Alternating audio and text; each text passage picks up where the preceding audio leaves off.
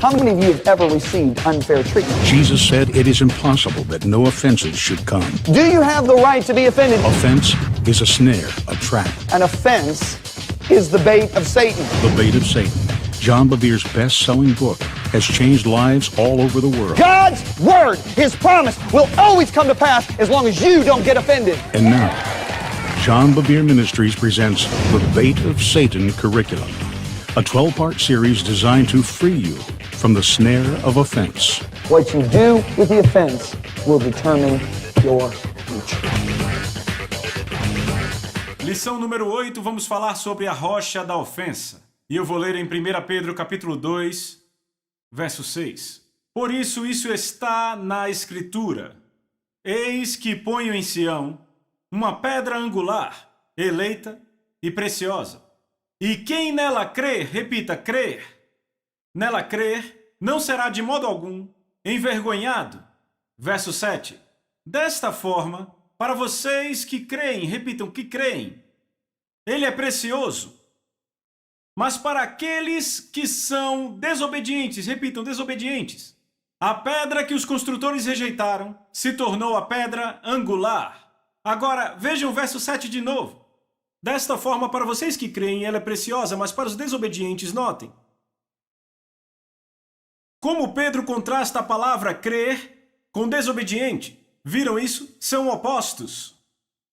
Agora, eu quero declarar aqui que hoje, na nossa língua inglesa, nós reduzimos a palavra crer para o que ela não é.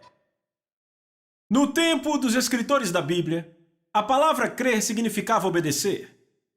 Hoje a palavra crer significa que você reconhece e acredita na existência de alguém e não obedecer necessariamente. Ou seja, se hoje você disser que o oposto da palavra crer é desobedecer, você vai levantar dúvidas. Hebreus capítulo 3. É muito importante que entendamos isso. Hoje, representamos de forma tão errada essa palavra porque ensinamos que tudo que você tem que fazer é crer que Jesus existe e que Ele morreu na cruz, que Ele ressuscitou e você está salvo, tudo está bem, você está bem com Deus. Mas eu quero mostrar a vocês que a palavra crer significa obedecer. Hebreus 3, verso 12. Tende cuidado, irmãos, repitam, irmãos. Note que ele está falando a crentes. Tende cuidado, irmãos, jamais aconteça haver em qualquer de vós perverso coração de incredulidade que vos afaste do Deus vivo. Agora, se pegarmos a palavra incredulidade e colocarmos no contexto de hoje, que crer apenas significa reconhecer a existência de alguém, certo? Que você reconhece que ele viveu e morreu na cruz. Como eles vão ter um coração de incredulidade? Todas essas pessoas sabiam que Deus existia. Veem isso? Agora vejam o seguinte. O verso 15, hoje se ouvirdes a sua voz, não endureçais o vosso coração como na rebelião. Verso 16, ora os que tendo ouvido se rebelaram, não foram de fato todos os que saíram do Egito levados por Moisés? E contra quem se indignou por 40 anos, não foi contra os que pecaram, cujos cadáveres caíram no deserto? Agora vejam com cuidado 18 e 19. E contra quem jurou que não entrariam no seu descanso, senão contra os desobedientes? Repitam, desobedientes. Agora veja o verso 19. Vemos, pois, que não puderam entrar por causa da sua incredulidade. Então notaram que, ouçam, ele diz que incredulidade e não obedecer são sinônimos. Veja o verso 19. Vemos, pois, que não puderam entrar por causa da incredulidade. Ou seja, incredulidade é não obedecer. Crer é obedecer e não crer é desobedecer. Veem isso? Agora temos que ter isso bem firme em nossos corações. Porque hoje o que temos na igreja é um evangelho que diz: você apenas crê que ele existiu e morreu na cruz e está tudo bem. Não importa se você desobedecer, viver como quiser. Mas sabem, amigos, isso é mentira. E nós temos que pregar o evangelho. Eu descobri que hoje as pessoas entendem a palavra graça de forma totalmente pervertida, acham que graça é uma grande cobertura. Ou seja, eu sei que eu não estou obedecendo, não estou vivendo como deveria, mas graças a Deus pela graça. Jesus disse, nem todo aquele que disser Senhor, Senhor entrará no reino, mas aquele que faz a vontade do meu Pai. Não é apenas confessar Jesus que leva a pessoa para o céu, é confessar e praticar. Agora eu digo, ninguém vai poder olhar para Deus e dizer as minhas obras me trouxeram aqui para o céu, porque a palavra diz que é por graça, apenas por graça e não por obras. Mas, no entanto, Tiago vem e diz, vocês realmente têm graça e fé? Mostrem-me sua fé sem as obras e eu mostrarei a minha pelas obras. Ou seja, a evidência de que eu realmente tenho a graça em mim é o fato de eu obedecer. Me mostre uma pessoa que repetidamente e consistentemente se rebela e desobedece, e eu te mostro alguém que não conhece a Deus. Agora, no ministério de Jesus, ele é chamado de a rocha da ofensa. Você vai notar que todo lugar que Jesus ia, ele ia ofendendo pessoas.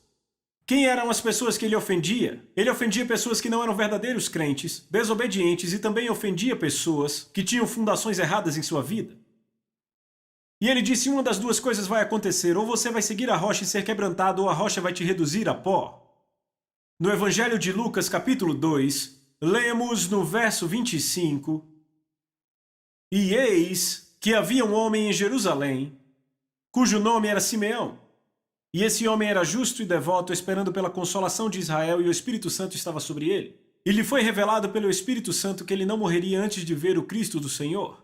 Então ele veio pelo Espírito, repitam, pelo Espírito, para o templo, e os pais trouxeram a criança Jesus. Jesus aqui tinha 33 dias de idade. Para fazer com ele de acordo com o costume da lei, ele o tomou em seus braços e louvou ao Senhor, dizendo, agora, Senhor, podes me deixar ir em paz, porque meus olhos viram a tua salvação. Eu acho isso espetacular. Este homem entra no templo com milhares de pessoas, encontra um casal de Nazaré, pega seu bebê, o levanta e diz o Messias. E 33 anos depois, os fariseus, que citavam o Pentateuco de memória, o viam expulsar demônios e não sabiam quem ele era.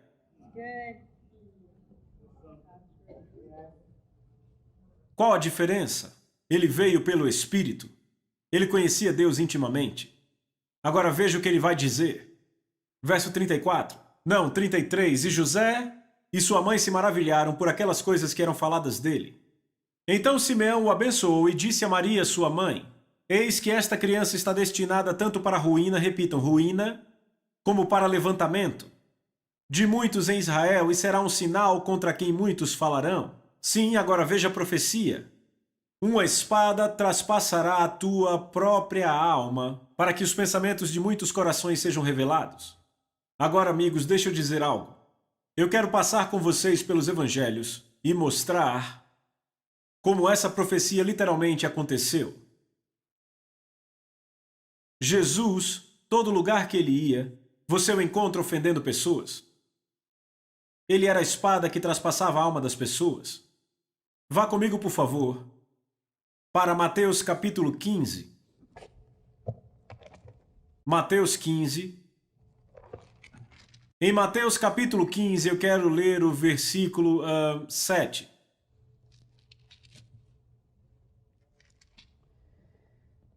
Jesus declarou aos líderes, ele disse, hipócritas, bem profetizou Isaías a vosso respeito, dizendo, esse povo se aproxima de mim com sua boca e me honram com seus lábios, mas seu coração está longe de mim, e em vão me adoram ensinando doutrinas que são preceitos de homens. Vejam o verso 10. E tendo chamado a multidão, lhes disse, ouvi e entendei, não é o que entra pela boca o que contamina o homem, mas o que sai da boca, isso sim contamina o homem. Verso 12. Então seus discípulos vieram e disseram a ele, você sabe que os fariseus se escandalizaram ouvindo o que disse? Veja, claro que se ofenderam. Ele olha para os líderes religiosos, os fariseus, e diz, hipócritas, vocês se aproximam de mim com a boca, mas seu coração está longe, certo? E esses caras chegam a Jesus e dizem, Jesus, realmente o que você pregou ofendeu aqueles caras. Mas eu quero que notem o que Jesus diz. Veja o verso seguinte, o 13. Ele respondeu e disse, toda planta que meu Pai Celestial não plantou será arrancada. Deixai-os, são cegos, guias de cegos. Ora, se um cego guiar outro cego, ambos cairão no barranco. O que Jesus está dizendo aqui? Jesus está dizendo que Deus, o Pai, na verdade vai usar a ofensa para arrancar pessoas que realmente não estão plantadas no reino.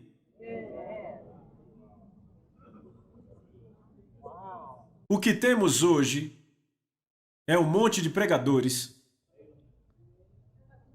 que aliviam na mensagem para manter mais pessoas na igreja. É muito simples. Você amplia a mensagem e aumenta o número de pessoas vindo à sua igreja, mas eis o engano. O pensamento na mente do ministro é o seguinte: Eles querem tanto ver as pessoas saírem do inferno e irem para o céu, que pensam, eu não vou dizer palavras que vão afastar pessoas de Jesus. Mas Jesus afastava pessoas constantemente com suas palavras, com a verdade. Deixa eu dizer de novo do que a Bíblia o chama. Ela o chama de a rocha da ofensa ou a pedra de tropeço, que é uma rocha enorme. Posso ser honesto, da forma que pregamos Jesus na América, ele não é mais a pedra de tropeço. O reduzimos a uma pequena pedrinha que todos passam por cima.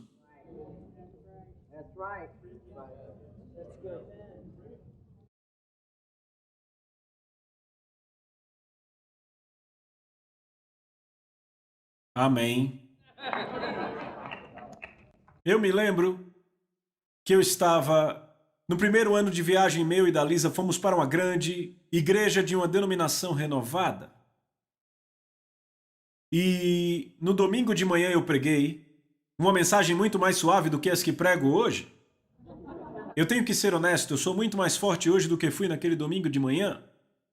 Mensagem básica de arrependimento. E depois do culto, estávamos na cantina comendo. O pastor olha para mim e fala, irmão, ele diz, sabe algumas coisas que você está dizendo, essa manhã Deus tem falado ao meu coração, mas meu povo não está pronto para isso. Ele disse, porque se eu começar a pregar isso, eu vou perder um terço da minha congregação. E antes de eu conseguir responder, a Lisa pulou na frente e falou. E ela, desde quando você se tornou pastor e não Jesus? Ele olha para minha esposa e abaixa a cabeça. Olha para mim de novo e diz, bem, isso foi o que o Senhor me disse há um mês atrás. Ele disse, eu sei o que esse povo aguenta. Sabe o que é impressionante? É que nos dias seguintes pregando ali, sabem, eu vi que coisas estavam sendo expostas, sabem? Muitas vezes com profecia você não sabe que está profetizando. Você fala e acha que é do seu coração, mas Deus está juntando coisas, entendem? Sabe, foi assim que eu entendi que os espíritos religiosos são malignos. Malignos, ok? E eu me lembro, sabem, depois que eu fui embora, aquele pastor me enviou o cheque. Mas o que significava mais para mim do que aquela oferta foi o sorriso. O Espírito Santo disse, eu estou feliz que você disse o que eu queria. Porque, sabe, eu já tive grandes ofertas em cidades sem nenhum sorriso e eu me lembro agora particularmente de uma. Eu estava numa grande conferência com 5 grandes pastores lá, e o Espírito me disse para pregar sobre a isca de Satanás, ofensa, e eu lembro que eu estava escrevendo outros livros, outros assuntos queimando em meu coração, eu não queria pregar aquilo, não achava mais tão empolgante, e eu lembro que naquele encontro eu preguei o que estava no meu coração, e sabe, as pessoas se empolgaram, sabe, se levantavam e diziam, sim, é isso que eu vou fazer, e sabem, no final todos estavam no chão, tivemos um grande encontro, na manhã seguinte eu acordei, eu nem saí da cama, eu caí direto de joelhos. Porque, sabem, o Espírito de Deus estava sobre mim e não de uma forma feliz. E eu lembro de falar, Senhor, eu não preguei o que você queria que eu pregasse a noite passada, não é? E ele, não pregou. E eu disse, Deus me perdoe, e comecei a implorar por perdão. Eu não levantava, eu achava que eu ia morrer. Então eu fui para o aeroporto voar para uma cidade na costa, e o tempo todo, ó Senhor, me perdoe, mas eu achava que eu ia morrer. Finalmente, quando chegamos em San Diego, começamos a circular a cidade em San Diego e, de repente, aquele peso, aquele peso mesmo, aquele sentimento de culpa, de repente saiu de mim, assim. E o Espírito de Deus disse, esta é uma nova cidade, agora me obedeça. Eu disse, Senhor, eu estou implorando por perdão desde cedo, já fazem 3 horas, 2 horas desde que eu acordei, isso tudo, e você aí... Eu disse, Pai, por que você me deixou carregar esse peso esse tempo todo? E o Espírito de Deus disse, porque eu quero que você entenda a seriedade do que você fez.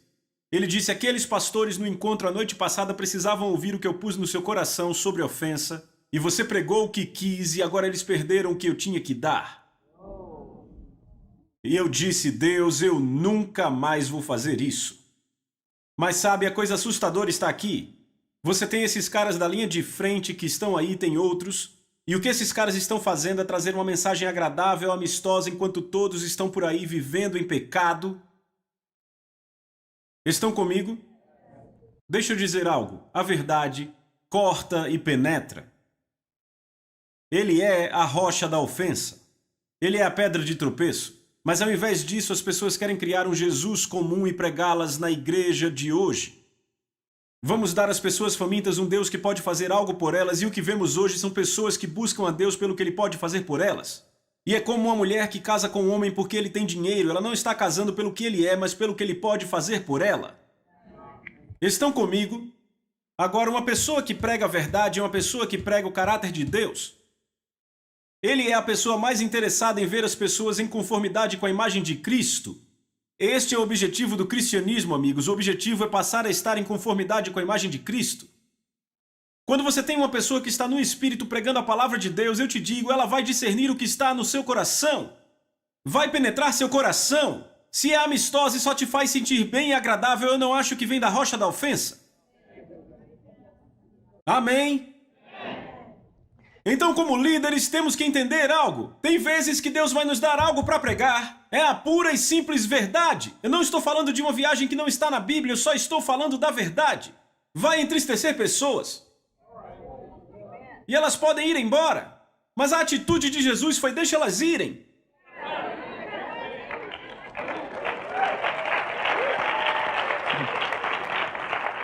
Amém? E aí você pensa, isso não é muito amoroso? Sim, é amoroso. Porque não se mistura joio e trigo. Não se pode misturar serpentes com ovelhas, lobos e ovelhas. E a palavra de Deus vai expor o que está dentro das pessoas. Vá comigo, por favor, para Mateus capítulo 13. Mateus 13, verso 55. Jesus está na cidade natal dele. Foi aqui que ele ofendeu a sua cidade natal. Vejam isso. 54. E chegando à sua terra, ensinava-os na sinagoga, de tal sorte que se maravilhavam e diziam: de onde lhe vem essa sabedoria e esses poderes miraculosos? Não é este o filho do carpinteiro? Não se chama sua mãe Maria e seus irmãos Tiago, José, Simão e Judas? Não vivem entre nós todas as suas irmãs? De onde lhe vem, pois, tudo isso? Então se ofenderam com ele. Jesus, porém, lhes disse: não há profeta sem honra senão na sua terra e na sua casa. Então o que ofendeu eles? A verdade que ele pregava? Os milagres que fazia? É interessante que não se ofenderam porque ele era o filho do carpinteiro, porque ele andava pelos campos da Galileia meditando e orando. Isso não ofendeu eles. Foi quando ele saiu e começou a falar a palavra de Deus. Ficaram ofendidos. Então ele ofendeu a sua cidade, e encontramos em outro evangelho que se ofenderam tanto que queriam pegá-lo e jogá-lo de um desfiladeiro. Foi esse tanto que eles se ofenderam. Pessoas religiosas são cruéis. Amém, eu disse cruéis. Ele ofendeu os membros da própria família. Certo? No evangelho de Marcos, capítulo 3, verso 21, por favor. Mas quando o seu próprio povo, e a NVI diz sua própria família, veja, vocês percebem? Quando eu fui salvo, sabe, eu era um garoto católico. Quando eu fui salvo e descobri que Jesus tinha irmãos e irmãs, aquilo mexeu com a minha cabeça.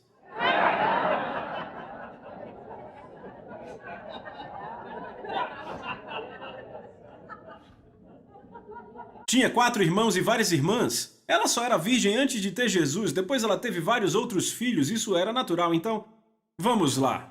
Quando o seu próprio povo, eu tenho tentado convencer a minha mãe disso, mas vamos lá. Quando o seu próprio povo ouviu sobre isso, eles saíram para prendê-lo, porque diziam: está fora de si. Era a família dele. A família dizia: está fora de si, ficou louco. Estão vendo? Agora o verso 31. Seus irmãos e sua mãe ficaram do lado de fora e mandaram chamá-lo. Porque achavam que ele estava louco, queriam levá-lo para casa. Queriam pegá-lo. Muita gente estava sentada ao redor e disseram: olha, tua mãe e teus irmãos e irmãs estão lá fora à tua procura. E ele disse: quem é minha mãe e meus irmãos? E olhou ao redor em círculo para aqueles que estavam sentados junto a ele e disse: aqui estão minha mãe e meus irmãos, porque todo aquele que faz a vontade de Deus é meu irmão, minha irmã e minha mãe. Eu lembro quando eu fui salvo, minha família não ficou muito empolgada. Não ficaram, não. E eu me lembro que chegou a um ponto em que não me convidavam mais para certas festas, como a festa de aposentadoria do meu pai, não me convidaram porque achavam que eu ia pregar lá. E então, quando eu soltei a bomba e disse que ia fazer um curso bíblico, a minha mãe disse: só se for por cima do meu cadáver. Porque, sabe, eu tenho diploma de engenharia, e sabe, eles tinham esperanças para mim e disseram: você vai ser um pregador, vai morrer miserável. E eu disse: não, mãe, Deus me chamou para fazer escola bíblica.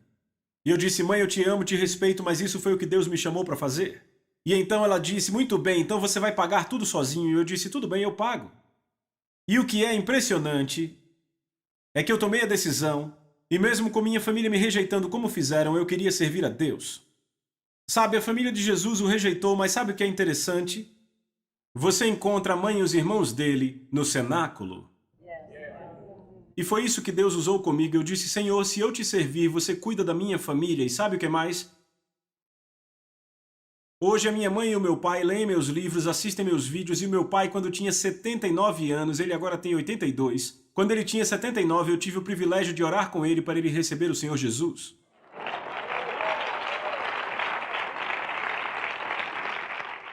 E sabe, o meu avô, o pai da minha mãe, ele era o maior pároco que eu já conhecia. Eu vou dizer a vocês, ele era um devoto católico fervoroso, ele me perseguiu mais que qualquer outro.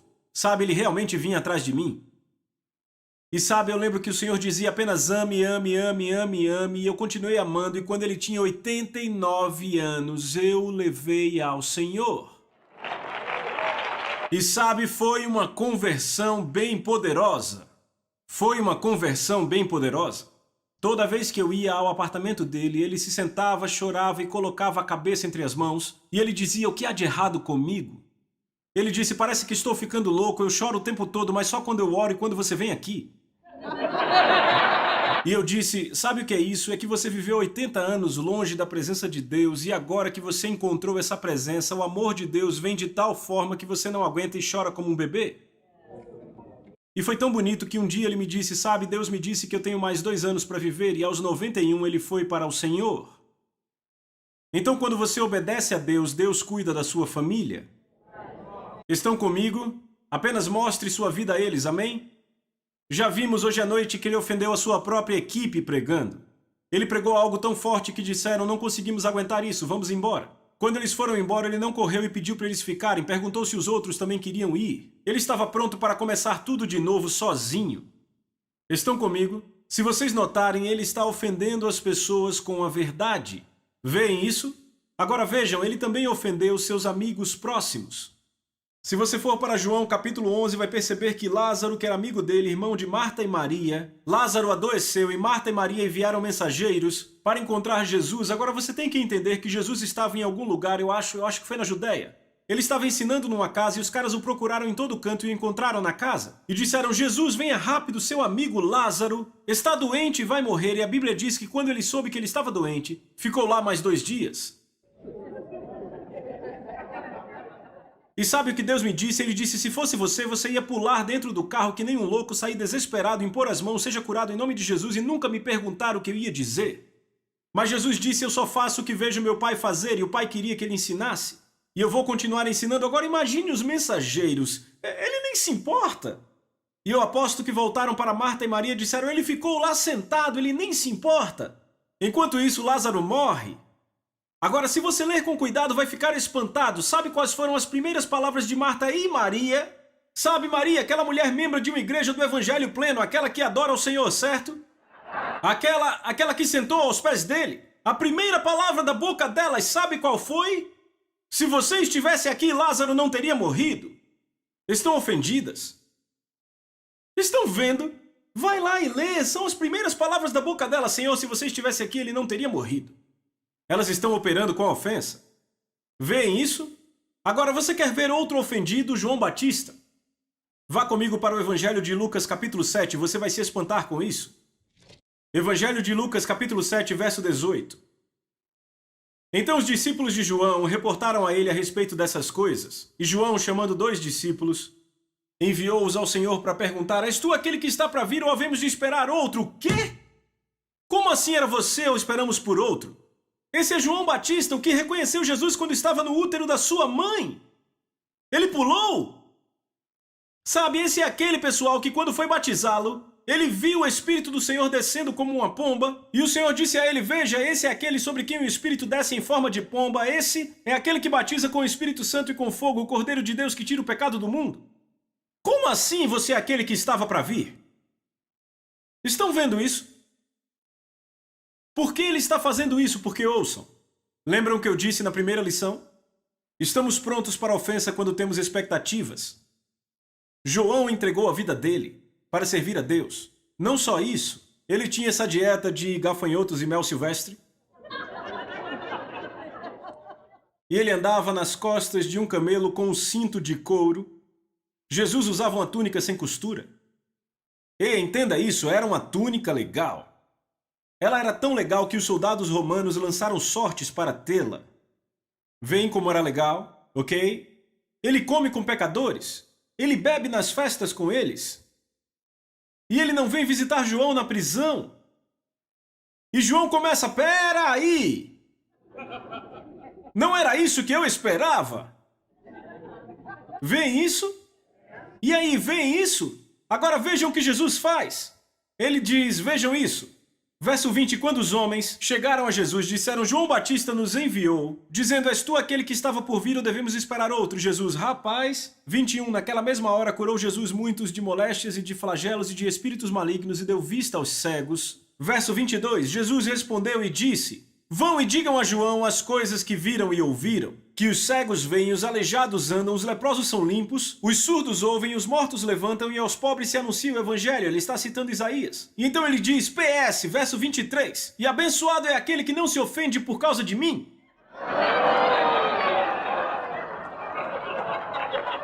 Toma! Vocês entenderam isso? Deixa eu dizer algo.